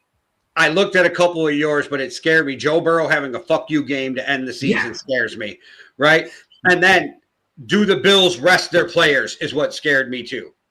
The Bills reserves could beat the Jets by 7 currently. That's where the Jets are at as well. Yeah, the Jets come out with that win one for Aaron shit, and then Aaron Glenn, and then I don't know. I don't think so. So to recap, ChatGPT is Packers +6.5, Rams -9.5, Jags -12.5. I don't really love any of those, to be honest. Also, I've got the Rams at -7.5, but if they've gone -9.5, then they can have that. Jay, you've got the Cowboys at -2.5, the Bears at -2.5, and the Chiefs at -5.5. I've got the Browns at +7.5, the Bills at -7, and the Cowboys at -2.5 as well. All right, guys, we hope those bets work out for you. We hope you have enjoyed the show, and Jay, send us out like you always do. All right, everybody, thanks for watching. I hope you guys all have a great new year. Tomorrow night, if you're at home, not doing shit, we're doing a New Year's Eve party on Yankee and the Brit. We're going to have people rolling through. We're going to play music. We're going to play games. We got some funny reels. Freeze's got some streaming shit he wants to do. I didn't exactly understand it because I'm old, but you guys will. But yeah, we're going to have a good time. It should be starting around 8 p.m. Pacific, which is 10 p.m. Central, which is 11 p.m. Eastern. And we're going to ring in the new year in Eastern time and in Central time for sure. Don't know if we'll make it to Pacific time, but tune in for that if you guys are all like us and will be at home not doing shit anyway. So hit the like and subscribe. We appreciate all the support. Shout out to the 2 people who subscribed during the show. One world, one love. Deuces. Cheerio.